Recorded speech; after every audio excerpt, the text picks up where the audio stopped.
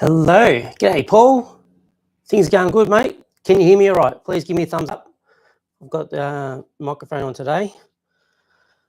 So, yeah, that'd be good. All right, I've started it a little bit earlier this week because last week I was standing around twiddling my thumbs. Just going to wait a little bit. Paul, if you're there, give me a thumbs up, mate. Make sure you can hear me all right. I think you can. Okay. So while I was just waiting, I was mixing up some colours for this one today. I have mixed up, it's hard to see it. That's it in the bottle. All good, thanks, mate. Very dark, dirty colour. You can see it, I wonder where you can see it. All right, going by the screen. So that's it when I spray it 100%, just above my thumb there. Then when I spray it lighter, and then right in the corner here, you can hardly see it, but that's just a dust of this colour, which is orange, and then Payne's grey added to that, and then thinned out. So when I spray it lightly on the white paper, that is the equivalent to adding white to the paint. So I'm going to make up, I haven't done it yet, I got distracted. So I'm going to make up 3 opaque colours for the skull's face here.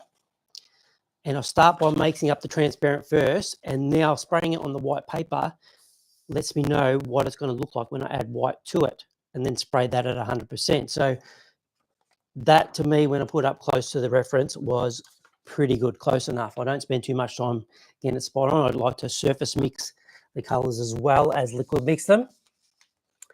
So that's what I'm going to do in a second. I'm just going to add some, I get a lot of white, put a little bit of this colour, a little bit more of that colour in the next one, and I'll have 3 lots of opaque versions of this bony colour. All right, so what I want to talk about, yes, much clearer today. I've got a new computer, fixed the autofocusing, and I've got a microphone. So the advantage of breaking this 4-hour artwork up into 4 separate hours was that I got to have a look at this in between. So I knew on the night, I didn't spend much time on the face at all. Obviously, it's really, really early, really roughed in. But I didn't spend much time trying to get the proportions exactly right. Just sort of roughly, this is what I thought it was. I'm pretty happy where this circle is. It's not perfect, but I'm happy enough with it. But I stood back after the stream finished last week and went straight away, knew that the face was a little bit sort of twisted and dropped down compared to this. And I could see straight away that the problem started with my eyes were that little bit too low, that the eyes are at the right angle and they're the right size, but they need to be there. The biggest thing what happened, because everything's relative, once you get that one thing and everything sort of moves off that, the bridge of the nose, it's almost straight down, where here it's much more of an angle out. So that if these eyes are up, the bridge goes out there, which means this nose, which is fraction too big, but not worry about, needs to be way over here, way up there, which brings the cheekbone out, the mouth out a little bit, the jaw up a little bit, the mouth up a little bit.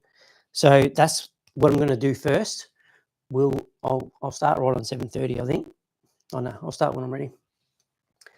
I'm going to spend the first 10 minutes just making those get more in the right spot, right shapes in the right spot.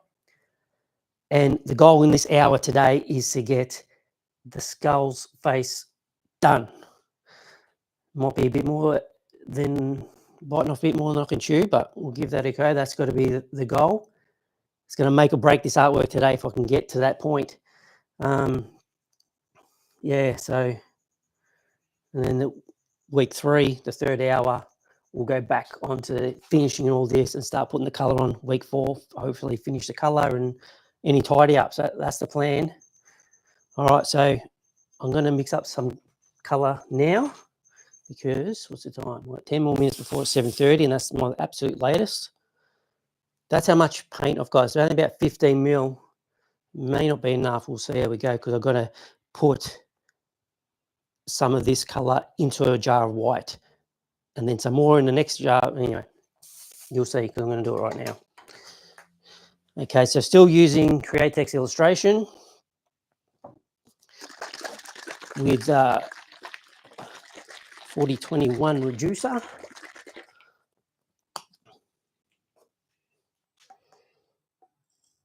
Okay, I'm going to put that much white. That is actually white, it's just a dirty jar. And actually, no, that was too much. All right, swap some of that over there. Let's start there.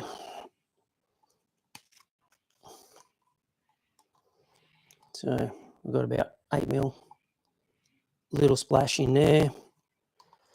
And that's the first colour I made up.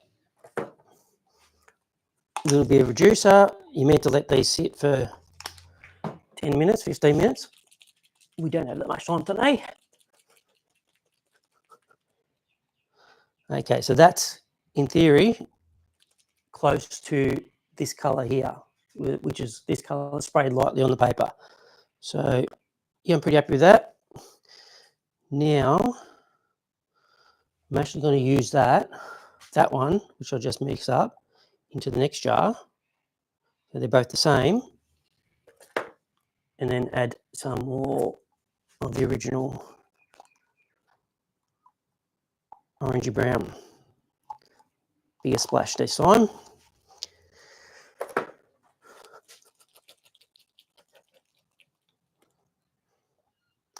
All right, so I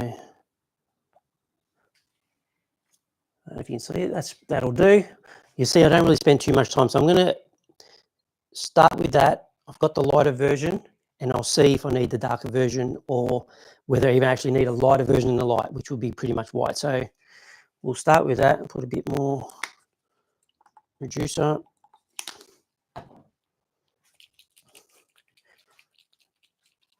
I'm not looking at the black or the really dark purpley colour.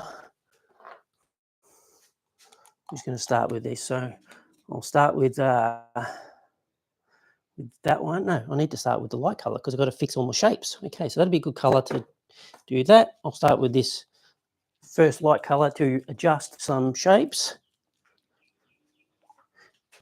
And put an adapter on it. So